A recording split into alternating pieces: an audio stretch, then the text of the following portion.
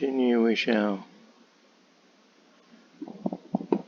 Well, I've got a cracking big empire and a lot of enemies. So at least we get some action.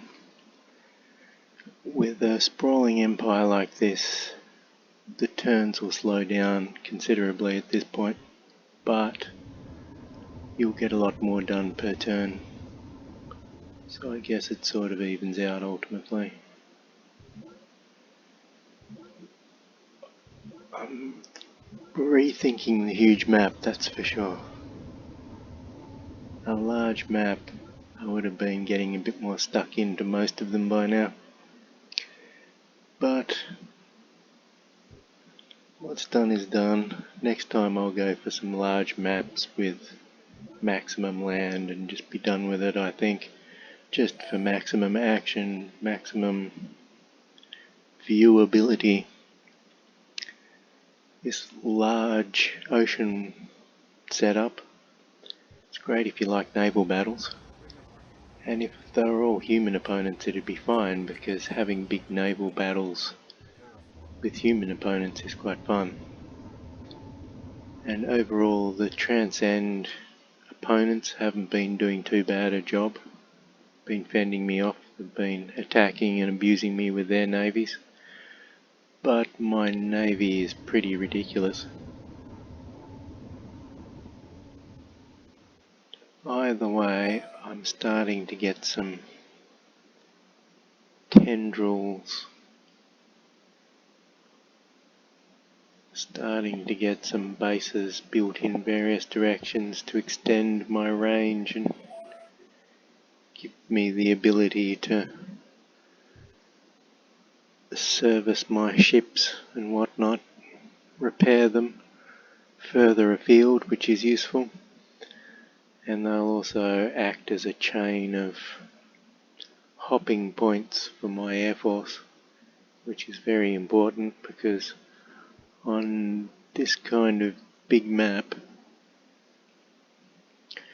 with these kinds of distances and these kinds of feisty enemies, I definitely want to just nuke them and blast them and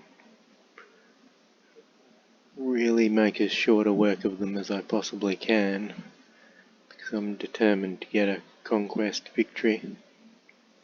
There's no question of researching the whole tree or talking them into voting for me or some such thing. Boom, poor old Lel. I'm just not going to let up on Lel. If the Gaians offer me peace, I'll take Gaian peace.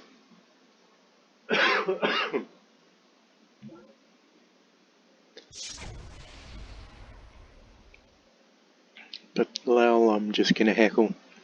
I've sent some very old tanks over to Lel's territory, so they're probably not going to be able to do much except set up a beachhead. I'll send in some bigger, angrier tanks in another wave. See if I can knock out UN headquarters with them. I think I might bribe UN Port Refuge here, because it is in a pretty sweet spot for being an air base. At a stretch I can fly across to there without running out of fuel. Rebase there. Use that as a point. If I get UN Commerce Committee as well, I'll have 2 bases on either side of Gaian territory, which will give me air access to sort of bomb her whole territory and just completely knock the wind out of her.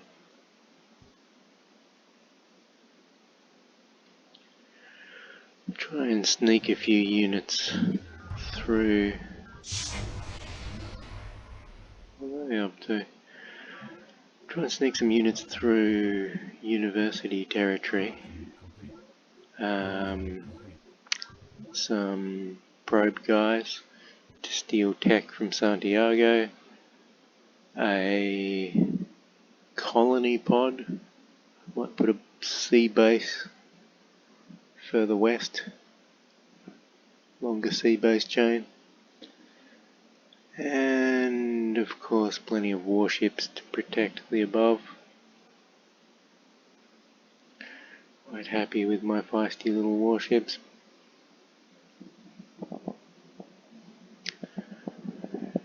Now I've got, this is Airbase West where this guy's flashing. I've got Airbase, let me see, East and Airbase North. Now obviously I don't have Airpower, but I am getting ahead of myself and prepping 3 cities to become air factories. Since I feel like I've been puddling around and I'm getting needle jets very, very late in the game, I want to instantly jump into production, and I'm thinking 2 bomber factories and a specialist aircraft factory that can produce interceptors, transport planes and worm clearing planes. A nice smattering of all those, and the other 2 can just pump out bombers. I'll settle about using some bombers to whittle away at some enemy assets, generally inflict myself upon the rest of the planet.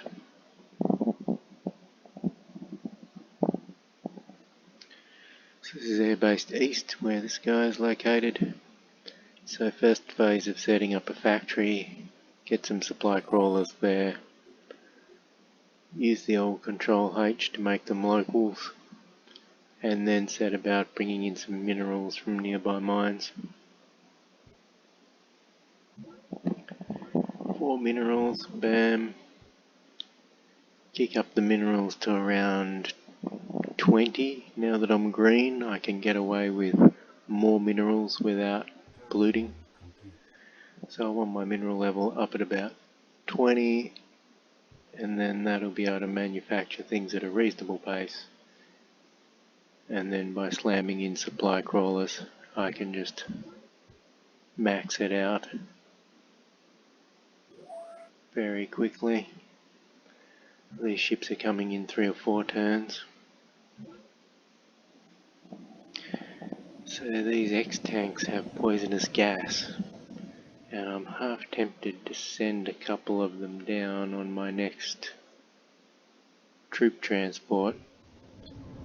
Send them down to Lal's Fair City. Get some gas attacks going on UN headquarters just for the pure irony of it. Lal was the only one who didn't want to lift the sanctions against nasty things. So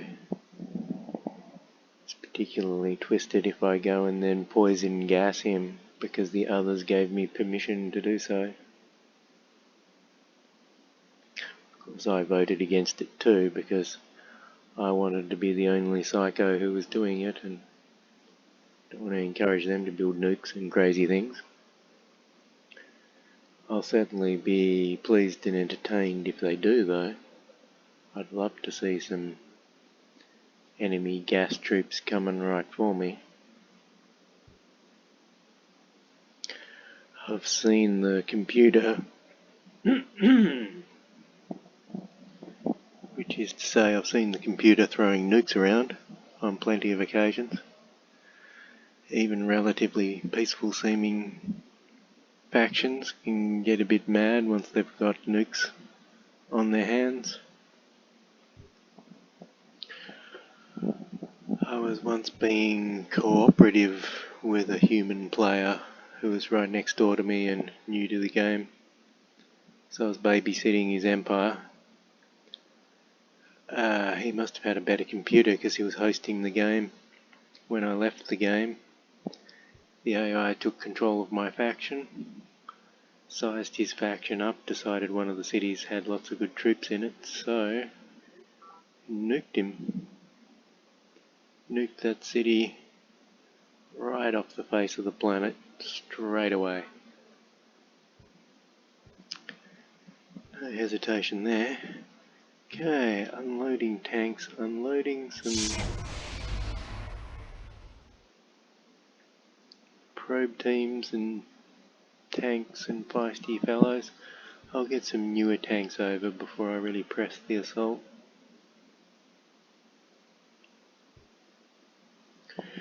Don't know about Ocean Authority, I don't really need or want that one. Lowell's cities are out of the way and of no use as a chain of cities leading somewhere else where I can attack someone else. Or, I take that back, I could use some of them to attack the Spartans if I capture them cleverly. But for the most part, his headquarters in these bottom cities aren't of any use.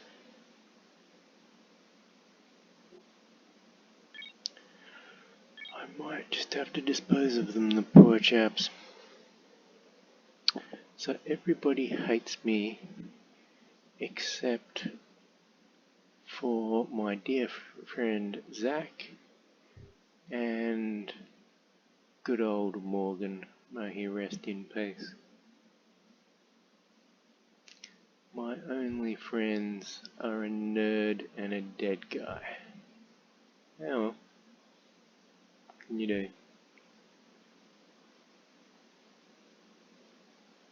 Some feisty green worm islands of the deep. See that she's equipped with a reasonable worm army. Everything I've got is worm resistant, but still.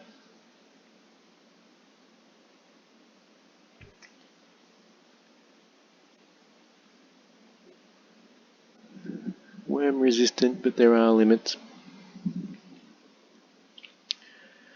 Psi combat isn't as dominant at sea as it is on land. On land you get the 33% bonus just for being the attacker, whereas at sea it's just a simple 1-to-1 as per usual way of doing things. Okay, gotta rescue Deirdre's fishery from the worms.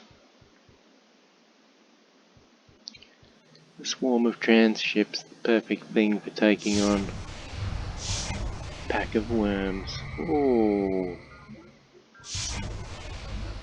oh, dear me. Dear, oh dear.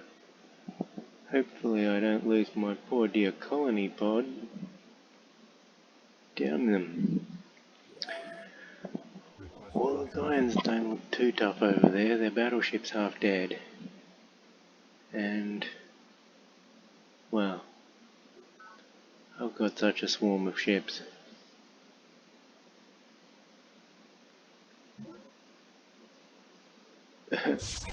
Yes, he didn't have a chance. Oh, he did, as it turns out. Oh, those are better odds. Huh. Alrighty.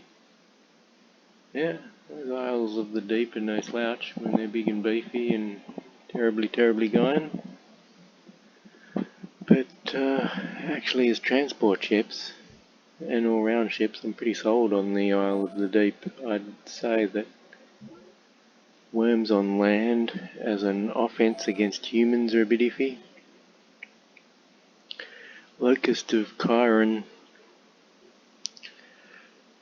they hover, they don't need to land, which is great, but I don't think they're the greatest of air forces. But at sea, the Isle of the Deep, it's a troop transport with phenomenal offensive and defensive direct attack abilities.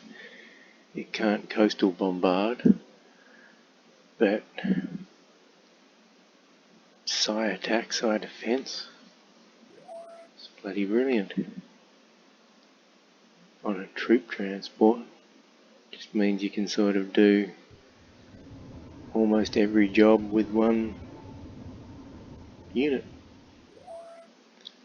So so they're terribly spiffing at sea, but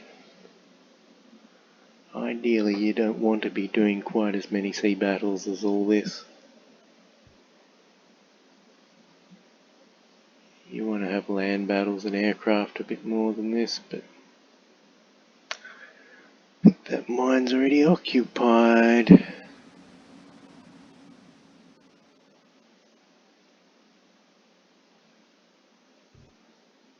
Starting to occupy my mines at least. Had a whole bunch of empty ones, but it was all in preparation. It's all coming to pass as I have foreseen it. Needed all those mines to create air factories.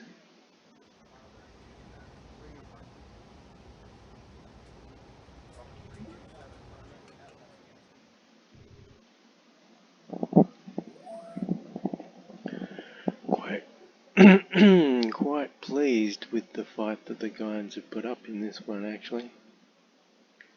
Yang you can expect to be feisty, and he got a good chunk of territory, so it'd be a pretty poor Yang who didn't do well there.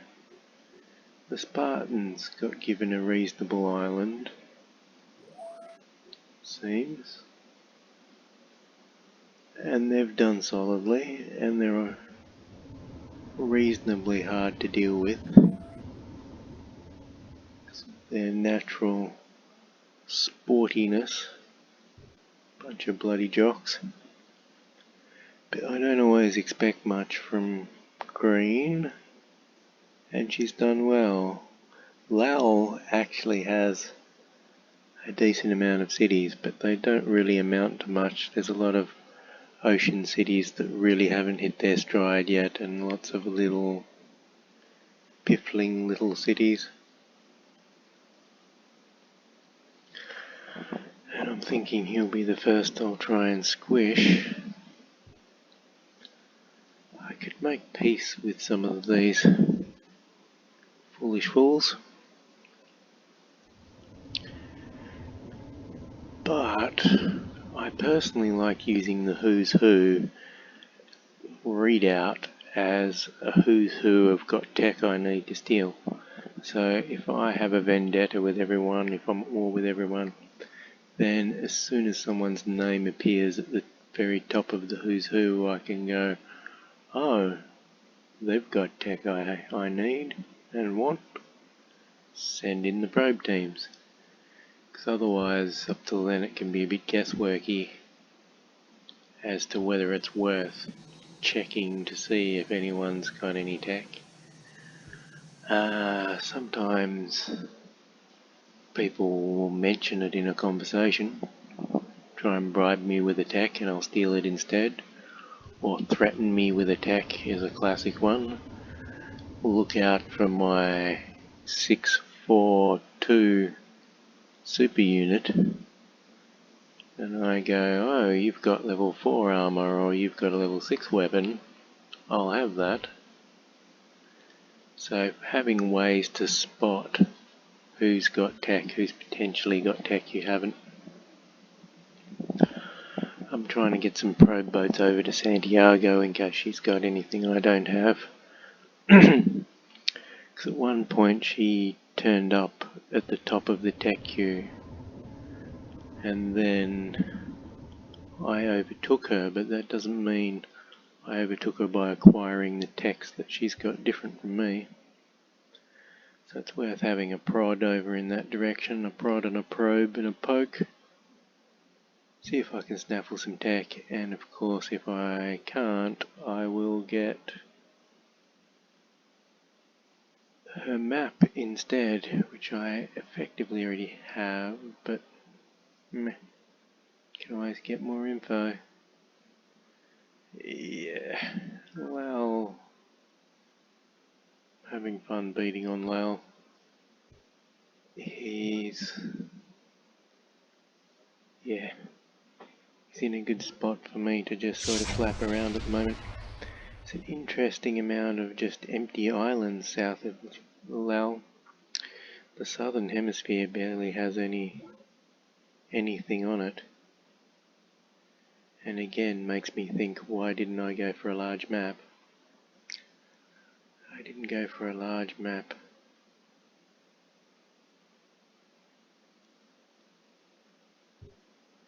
because I was trying to simulate a typical LAN game multiplayer PvP sort of a setup and experience, except with the AI playing the roles of the enemies and me trying to find ways to perk up the AI to make them worthy of that role. So a lot of human players that I play this game with will ask for a huge map a lot, and so I tend to think huge maps, lots of average everything, because people love the average, or more to the point, people love different extremes, and so by the time everyone's debated what they want, you end up settling on average. I lost my